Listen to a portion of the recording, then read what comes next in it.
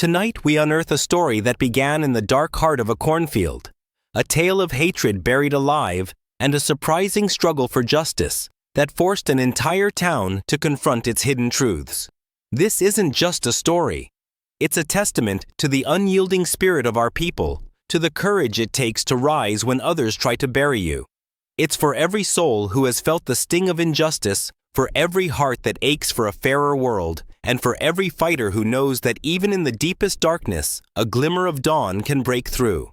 This is the story of Alara Thorne, a woman of quiet strength and the chilling night. 4 teenagers thought they could extinguish her light. But what happened next will shock you, challenge you, and ultimately inspire you. Settle in, because this is the unearthing a story of vengeance, regret, and redemption. Make sure to subscribe and share this story so its powerful lessons can reach every corner of our community. Let's begin.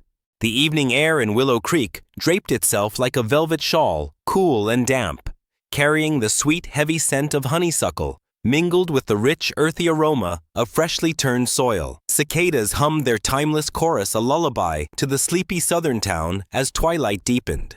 On her small, perfectly kept porch, the soft creak of Alara Thorne's swing was the only sound breaking the serene quiet. She pulled her worn favorite shawl tighter around her shoulders, her gaze fixed on the fading streaks of peach and violet painting the sky. Alara Thorne was more than just an elderly black woman living out her days in Willow Creek. She was a quiet monument, a pillar of the community whose roots ran deeper than the ancient oak trees lining Main Street. Her strength wasn't in grand gestures or booming pronouncements, but in the unwavering kindness that seemed to emanate from her, a gentle warmth that touched everyone she met. Her faith, as steadfast as the old brick church she attended 3 times a week, was her unbreakable armor, shielding her from the subtle, lingering prejudices that still clung to the fabric of Willow Creek like stubborn burrs. She had witnessed decades of change, of slow, painful progress, and sometimes the disheartening regression of hearts hardened by ignorance. She'd learned to read the dismissive glances in the general store, the subtly averted eyes when she entered certain establishments, the way conversations quieted when she walked by. She carried the collective memory of her people's struggle, often reflected in forgotten corners of town, like the almost invisible weathered marker, denoting a long-ago segregated schoolhouse. A constant quiet reminder that while laws had changed, some hearts remained unyielding. Yet Alara never allowed bitterness to take root. Kindness, she believed, was not weakness, but her most potent shield. Her day, like most of her days, had been spent in selfless service. The historic First Baptist Church, the heart of Willow Creek's black community, had been particularly lively. The congregation was preparing for the upcoming Thanksgiving service, and Alara, as usual, had volunteered to help clean and organize.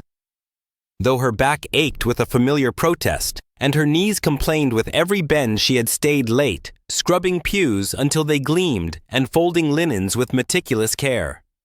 Her hands, rough from years of such work, found a profound peace in these small acts of devotion. In her other hand, as she now began her walk home, she carried a brown paper bag filled with food. It was for Mr. Silas, her elderly neighbor, who had been bedridden for weeks with a fever. The old man, a solitary figure with no family nearby, relied on Alara's consistent care. Her home-cooked meals, her warm conversations that kept his spirits up. It wasn't much, Alara always thought, but she believed fiercely in doing what she could for those around her. Her journey home took her down the narrow dirt road that snaked through the edge of the abandoned cornfield. It was a shortcut, one she'd taken countless times, but tonight, as the faint silvery light of the moon peeked through scattered clouds, the field felt different. The tall, dry cornstalks, brittle and skeletal, rustled eerily in the soft breeze, creating a chorus of whispers that seemed to follow her footsteps. The shadows stretched long and distorted, turning familiar landmarks into grotesque figures. It was a place of unsettling isolation, a vast, silent expanse where the familiar comfort of town faded into an oppressive darkness. Alara tightened her shawl, a shiver tracing its way down her spine. Not from the cool dampness in the air, but from something deeper, a primal unease that hinted at a darkness far more sinister than the fading light. She pressed on her steady rhythmic footsteps, crunching against the gravel, unaware that tonight the path home would lead her into the heart of a nightmare she never saw coming. The roar of an engine shattered the cornfield's fragile peace. Not the gentle purr of a farmer's truck, but the aggressive snarl of a souped-up pickup, its headlights suddenly cutting through the gloom like malevolent eyes. Alara felt an immediate jolt of unease. It wasn't the kind of vehicle that belonged on this quiet rural path after dusk. Her heart quickened a familiar tremor of caution that decades of navigating Willow Creek's unspoken rules had ingrained in her. Her inner voice, a quiet whisper she had learned to trust, screamed, "Run, Alara. Get off this road." But her old body, tired from the day's labors at the church, protested. Every ache, every strain seemed to root her to the spot. The truck skidded to a halt just inches from her, kicking up a cloud of dust that momentarily choked her. The driver's side window hummed down, revealing a face Alara knew, and instantly a cold dread coiled in her stomach. It was Caleb Miller. He was barely 18, but his eyes held an unnerving arrogance that belied his youth. Caleb was the golden boy of Willow Creek, the entitled heir to the Miller dynasty that owned half the county, including the vast cornfields stretching around them. His family's wealth wasn't just old money. It was power wielded with casual indifference over anyone they deemed beneath them. And in Caleb's world, that included almost everyone who didn't look exactly like him. "Well, well, if it isn't old Alara Thorne," Caleb drawled, his voice thick with condescension, a cruel smirk twisting his lips. 3 other figures sat in the truck, shadowy forms in the passenger seats. Alara recognized Ethan Hayes, a lanky boy she'd seen at the local diner, his face usually etched with a quiet seriousness. Next to him were Liam and Noah, 2 inseparable figures always trailing in Caleb's wake, their expressions often mirroring whatever bravado Caleb projected. Tonight, though, even in the dim light, Alara could sense a nervous tension radiating from them. "Lost your way, old woman." Caleb continued, his smirk widening. His eyes, though, held a dangerous spark, a resentment that went deeper than casual taunting. Alara knew why. Just a few months ago, through her church's small community outreach program, Alara had quietly discovered a minor environmental violation by the Miller family's vast farm. A careless runoff of pesticides polluting a local stream that ran through the edge of the black community's properties. It wasn't a major scandal, but Alara, with her quiet persistence, had brought it to the attention of the state environmental agency. The Millers had been fined a public embarrassment in the local paper for a family that prided itself on its untouchable reputation. Caleb, humiliated and privately stewing, had absorbed his father's furious lessons. People like us don't get told what to do by them. He viewed Alara's principled action not as civic duty, but as a direct challenge, an audacious act of disrespect from someone he deemed beneath him. He believed she needed to be taught a lesson, a painful reminder of her place. "I'm on my way home," Caleb, Alara said, her voice steady, refusing to cower. Her dignity was her last line of defense. "Just like you should be." Caleb's smirk vanished, replaced by a cold, hard glare. "Still acting like you're better than us, huh, Alara? Still sticking your nose where it don't belong. We don't take kindly to folks meddling in our business around here, especially when it's someone like you." His words, laced with venom, were the bitter harvest of generations of prejudice, now cultivated in Caleb's entitled heart. "Tonight, you're going to learn what happens when you step out of line." Ethan shifted uncomfortably in the truck, his eyes wide, a flicker of apprehension in their depths. Liam and Noah, too, seemed to shrink slightly, sensing the dark turn this encounter was taking. Caleb, however, thrived on their discomfort. He knew how to manipulate them, playing on their desire for his approval, and more potently, their fear of his father's vast influence.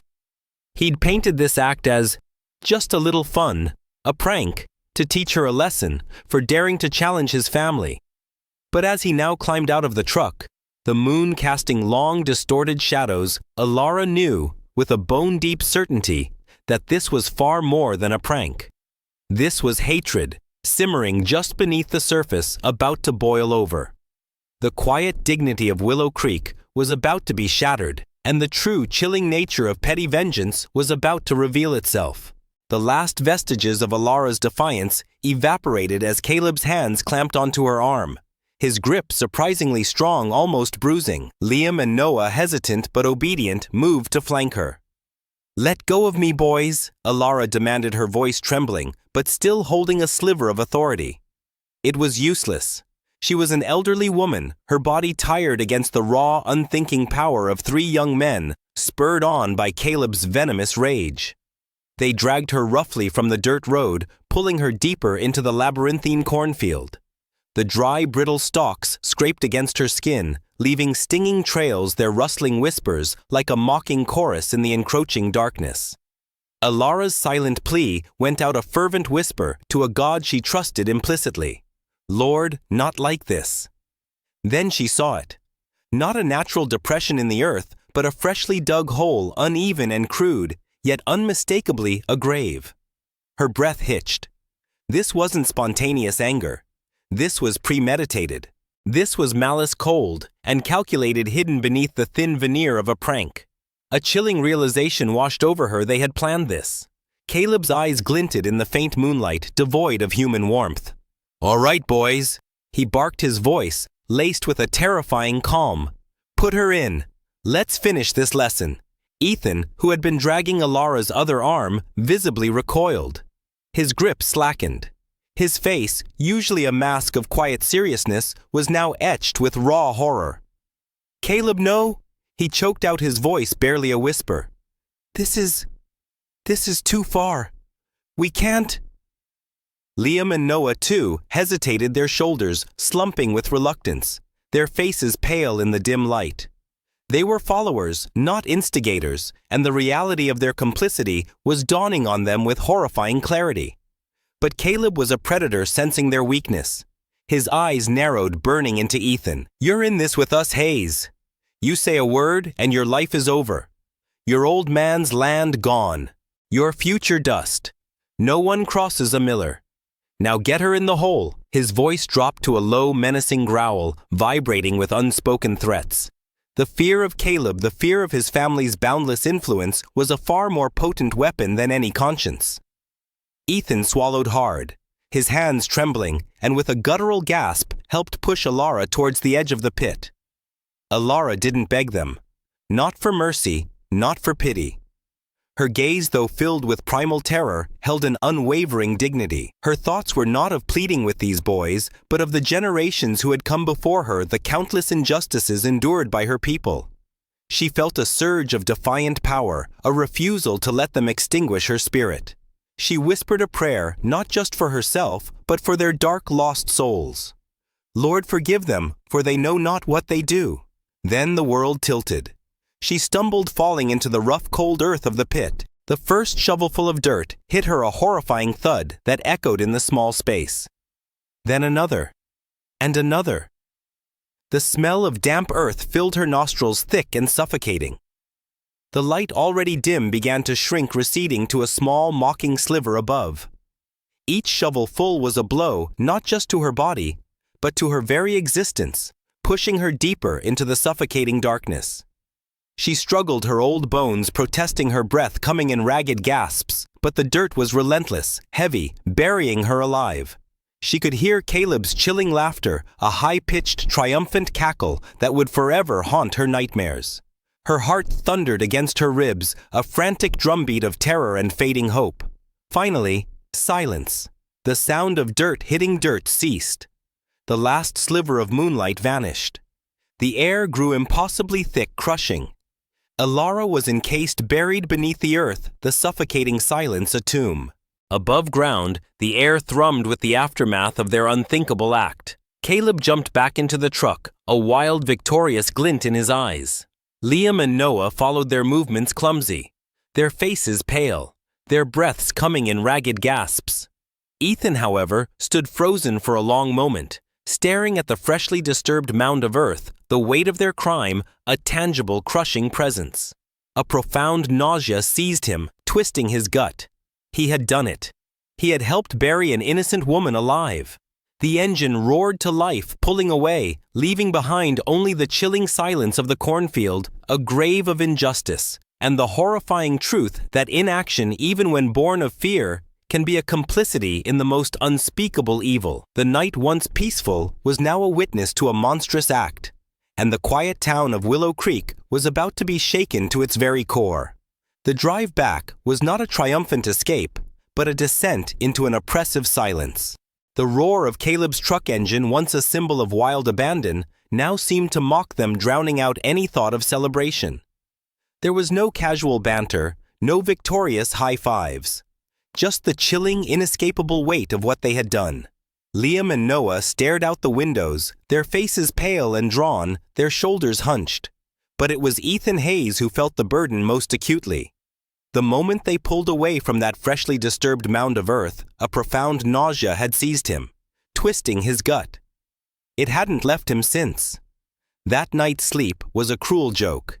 Every time he closed his eyes, he saw Elara's face not angry, but filled with a quiet, dignified terror. He felt the cold earth, the suffocating pressure, the desperate gasps for air. He imagined the dirt filling her mouth, her cries muffled unheard. He'd wake up in a cold sweat, his throat constricted, feeling as if he too was buried alive. He couldn't eat. The thought of food made his stomach churn. He constantly felt phantom dirt under his fingernails in his mouth. Caleb, on the other hand, seemed unnervingly unaffected. The next morning, he was loud and boisterous as ever, dismissing their horrifying act as just a joke that went a little far. He even laughed about it, a chilling hollow sound that made Ethan's blood run cold. Caleb's arrogance remained unshaken, his privilege a thick, impenetrable shield against any pangs of conscience. He was the unrepentant antagonist, thriving in his casual cruelty. But for Ethan, every passing hour piled more dirt onto his own soul. He tried to talk to Liam, to Noah, tried to share the unbearable weight in his chest. "We can't just leave her there," he'd whispered, his voice hoarse. They just looked at him with wide, terrified eyes, shaking their heads. "Are you crazy? Caleb will kill us if we say anything," Liam had hissed, looking over his shoulder as if Caleb himself might materialize from the shadows. Ethan realized then that he was truly alone in his guilt, isolated by fear and complicity. Meanwhile, in the absolute darkness of the pit, Elara Thorne had faced her own abyss. The initial primal terror had been overwhelming. The suffocating weight of the earth, the crushing pressure against her chest, the cold seeping into her bones. Her breath came in ragged, desperate gasps, and she felt the insidious tendrils of panic threatening to consume her. She closed her eyes, and a wave of memories washed over her: the laughter of her mother, the comforting strength of her late husband, the faces of the children she had taught in Sunday school, the quiet joy of her church. She saw the injustices she had witnessed, the battles her ancestors had fought and won simply by enduring. And then a profound peace began to settle over her. It wasn't resignation, but a quiet, fierce resolve. She was not alone. She heard whispers not of the wind, but of the voices of her ancestors echoing through the earth, urging her to find strength. She felt a divine presence, a warmth that pushed back against the encroaching cold. "I will not die here," she whispered, her voice a mere puff of air against the dirt. "Not like this. Not for them." It was a vow. Her faith, deepened by decades of unseen battles against prejudice, became her oxygen, her unwavering anchor. She focused on the faint, almost imperceptible sound of an insect burrowing nearby, a tiny vibration in the vast silence. She focused on a memory of a distant light, a beacon of hope she clung to. She conserved her energy, finding a way to breathe, to exist, in the suffocating confinement, her will to live, a powerful, defiant act. Back in his bed, soaked in sweat from another nightmare, Ethan Hayes jolted awake. The image of Elara's face, serene even in terror, flashed behind his eyes. He couldn't live with this. He simply couldn't. The fear of Caleb, the fear of consequences, suddenly paled in comparison to the soul-crushing weight of his own conscience. He knew what he had to do. He would go back. He had to. He had to know. He had to try. The sun was still hours from rising, but in Ethan's heart, a glimmer of desperate dawn was already breaking. He would leave the others to their silence. His path was now one of terrifying, necessary action. The cold grip of pre-dawn air bit at Ethan Hayes' skin as he navigated his father's old rusty pickup down the winding dirt road. Every shadow seemed to twist into a menacing figure. Every rustle of the cornstalks whispered Alara's name. His hands clenched around the steering wheel were slick with sweat. He couldn't shake the image of her face dignified even as the dirt began to cover her. The emptiness inside him was a void, echoing the hole he knew was out there deep in the field. He had to go back. He had to know. Even if it was just to confirm the horrifying truth, he couldn't live with the uncertainty. The need to see to understand outweighed even his paralyzing fear of Caleb. He just prayed with a desperate unspoken plea that it wasn't too late. He stopped the truck at the edge of the field near where they had left her. The cornfield stretched out a dark, silent labyrinth under the few faint stars. He took a shaky breath and plunged in his heart, pounding a frantic rhythm against his ribs. The stalks, which had felt like menacing blades just hours before, now felt like silent accusers. He pushed through them, his legs burning, until he reached the spot, the disturbed earth still starkly visible in the fading moonlight. He fell to his knees, scraping away the topsoil with frantic, trembling hands. And then his breath hitched. The hole was empty. A surge of primal horror, cold and sharp, pierced him. She was gone. Did she suffocate? Was he too late? Panic, raw and unthinking, threatened to consume him. Had a wild animal? No, the thought was too monstrous. Had Caleb come back? He stared at the empty grave, his mind racing, unable to process the horrifying possibilities. His desperate act of returning felt utterly futile. Meanwhile, in that suffocating blackness, Alara Thorne had been losing her battle. Her spiritual strength had carried her for hours, a defiant flame against the encroaching darkness. But her elderly lungs were failing her body, succumbing to the cold and the impossible pressure. She felt consciousness slipping a gentle, insistent pull towards oblivion. She closed her eyes, ready to surrender her final thought, a silent prayer for the souls of those lost boys. And then a faint rhythmic rumble broke through the silence. Not the high-pitched snarl of Caleb's truck, but a deeper, slower, more familiar sound. The distinct, comforting chug of an old tractor. It was too soft at first, too distant to be real. But it grew steadily, a low thrum vibrating through the very earth around her. Hope, a fragile, desperate thing, flickered within her. Could it be above? A faint light wavering and yellow broke through the darkness. Alara, mustering the last of her strength, gasped, "Hello, please, help me." Her voice was a mere whisper, a ragged plea for salvation. The tractor came to a grinding halt. A moment of silence, then a familiar raspy voice tinged with a surprised gasp. "Good heavens, Alara, is that you?" It was Mr. Silas, Alara's elderly neighbor, the very man she had carried food to just hours earlier. He'd been restless that night, a persistent fever keeping him from sleep. Unable to lie still, he'd decided on a whim to check on a small, forgotten patch of his land at the far edge of the cornfield. An unusual decision for a man of his age and current infirmity. But his old tractor, a stubborn companion, had sputtered to life, carrying him on this unlikely midnight journey. He'd seen the freshly disturbed earth, the oddly shaped mound, and his old farmer's instincts had prickled. With surprising urgency for a man his age, Mr. Silas grabbed a small shovel from his tractor and began to dig. Every handful of dirt was a struggle, but he worked with a frantic determination, his old heart pounding. Then he hit something soft. He saw a hand, then a face, grimed with earth, but unmistakably Alara's. "Dear Lord Alara, what in God's name?" He cried out, his voice a mix of shock and horror. He worked faster, pulling at the dirt with his bare hands, gently unearthing her. Alara's eyes fluttered open, blinking against the harsh beam of the tractor's light. Her body was a symphony of pain, but a profound, overwhelming wave of relief washed over her. "Mr. Silas," she whispered, her voice barely audible. "Thank you, Lord." He pulled her free, his hands gentle, his face creased with concern, and a deep, empathetic kindness that was a balm to her tortured soul. just as Mr. Silas helped Alara weak but alive onto the back of his tractor.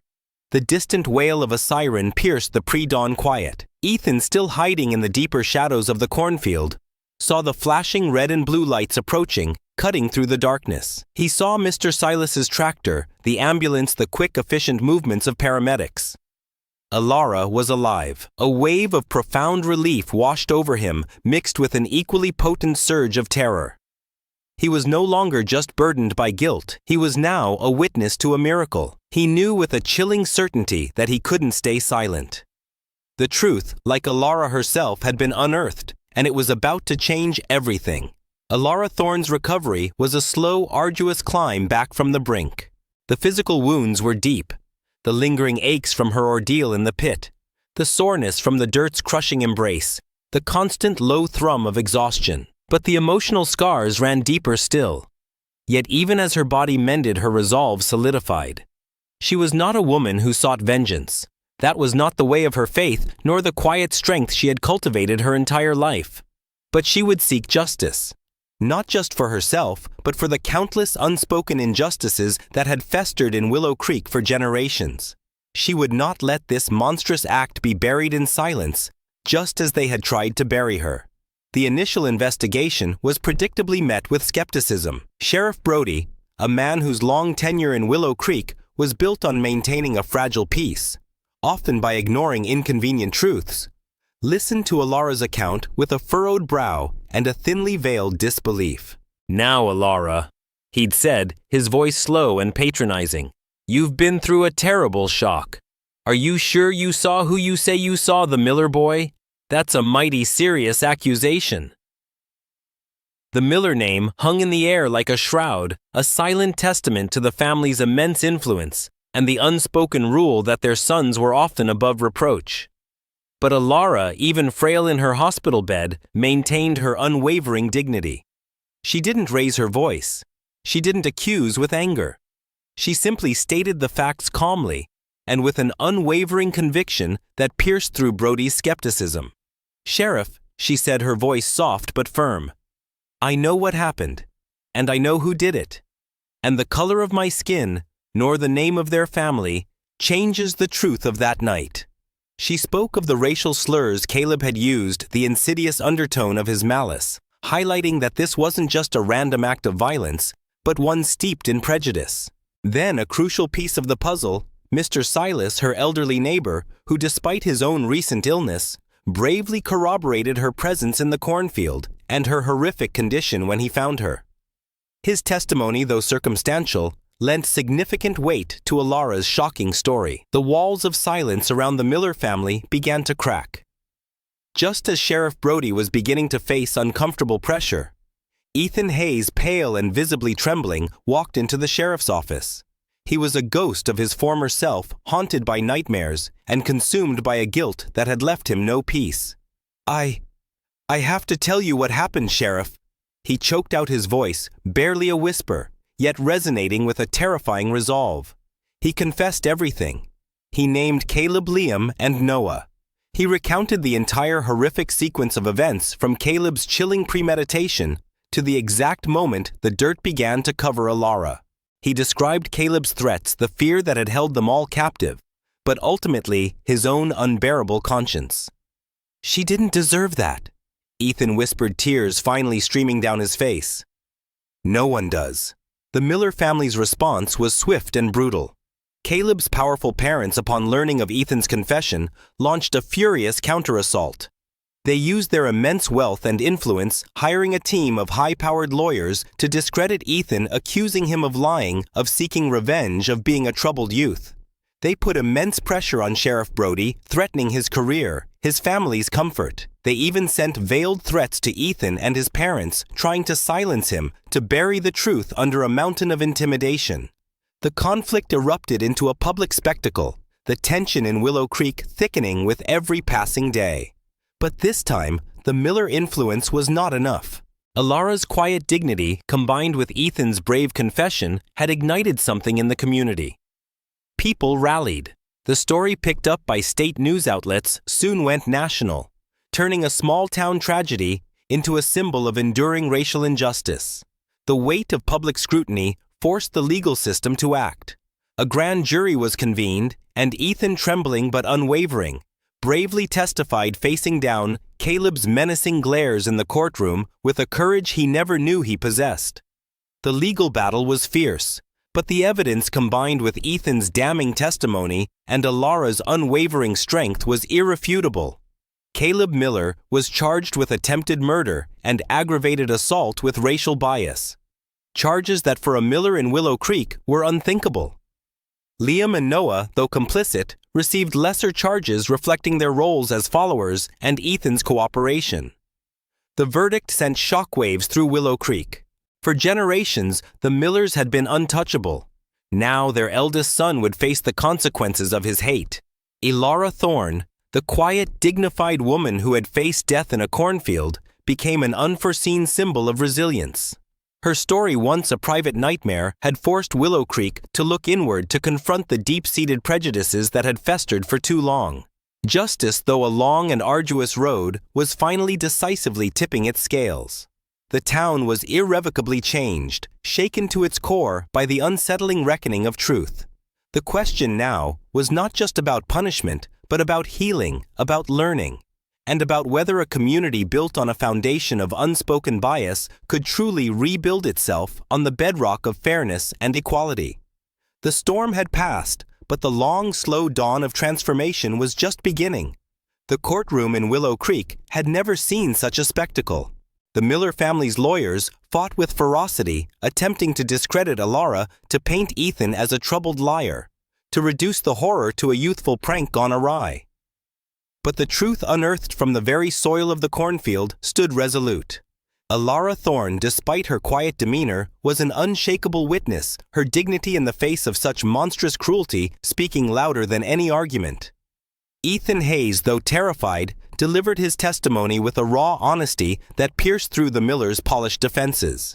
He named Caleb, Liam, and Noah, meticulously detailing the horrifying sequence of events, Caleb's cruel intent, and the threats that had silenced them. The verdict, when it finally came, sent shockwaves through Willow Creek.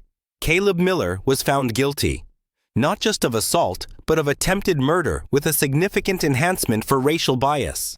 He was sentenced to a substantial prison term, a truly unthinkable outcome for a Miller in that town, a profound crack in the armor of their untouchable influence. Liam and Noah, though not facing the same severe charges as Caleb due to Ethan's testimony, were also found guilty of complicity. They received extensive probation, hefty community service hours, and mandatory racial sensitivity training. A bitter pill for them to swallow, but a glimpse of justice for their reluctant participation. Ethan Hayes, whose courage to confess had been pivotal, received a lighter sentence, primarily probation and community service, acknowledging his remorse and cooperation. Weeks later, the courtroom drama faded, but the tremors it caused in Willow Creek continued. One afternoon, Ethan Hayes, his face pale, but his eyes holding a fragile earnestness, approached Alara Thorne at the Frederick Douglass Community Center. He had completed his initial community service hours, and now, driven by a profound and relentless remorse, he sought her out voluntarily. "Mrs. Thorne," he began, his voice trembling, I am so profoundly sorry. For everything. For what we did. For my part in it." Tears streamed down his face, genuine and unashamed. "I know I can never undo it, but I hope you can forgive me." Alara looked at the young man, his shoulders slumped with the weight of his guilt. She saw not the boy who had helped bury her, but the boy who had chosen to unearth the truth. Her heart, long accustomed to bearing burdens, softened. "The Lord teaches us to forgive, child," she said softly, her voice raspy but warm. "And I have found that forgiveness is not forgetting. It is releasing the burden of hate for both of us. It is choosing to let go of the anger that would otherwise consume you." She paused, her gaze steady, profound. "But true redemption isn't just saying sorry, Ethan. It's living differently. It's proving with your actions that you understand the wrong you've done, and that you are willing to spend your life making amends." Ethan took her words to heart. He devoted himself to community service, not just fulfilling a requirement, but embracing it as a genuine path to atonement. He became a familiar, earnest presence at Alara's church, helping with youth programs, tutoring children, and quietly, diligently working to bridge the racial divides in Willow Creek. He was no longer just a boy who had made a terrible mistake, but a young man actively working to build a better community, a living testament to the possibility of change. Willow Creek, too, began its slow, often painful transformation. The trial had forced the town to look into its own reflection, to confront the uncomfortable truths about systemic racism and the casual prejudice that had festered for too long. There was tension, yes, but also a growing groundswell of change. New community dialogues were initiated, programs to foster understanding between different racial groups blossomed, and the silent shame of past injustices began to be openly acknowledged.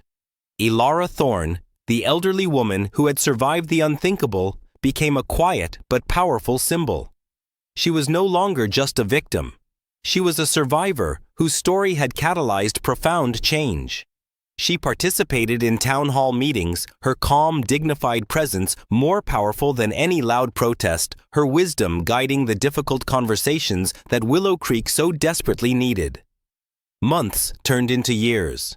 One gentle evening, as the sun dipped below the horizon, painting the sky in hues of orange and purple, Alara Thorne found herself walking down the narrow dirt road that snaked through the cornfield. The rustling stalks no longer whispered of terror, but of renewal of life. The path, once a scene of unimaginable horror, was now merely a road, a place of quiet reflection. She saw a familiar figure ahead. Ethan, now a young man, a thoughtful, respected member of the community. He was mentoring a group of diverse children from the Frederick Douglass Community Center, pointing out constellations, teaching them about the interconnectedness of all things. A faint smile touched Alara's lips. The cornfield, once a grave, had become a symbol of fertile ground, of seeds of change taking root. Alara continued her walk, a profound sense of peace settling over her. She knew that Willow Creek still had a long way to go, that hatred and prejudice were stubborn weeds that required constant tending. But she also knew, with unwavering certainty, that change was possible. It often took an unspeakable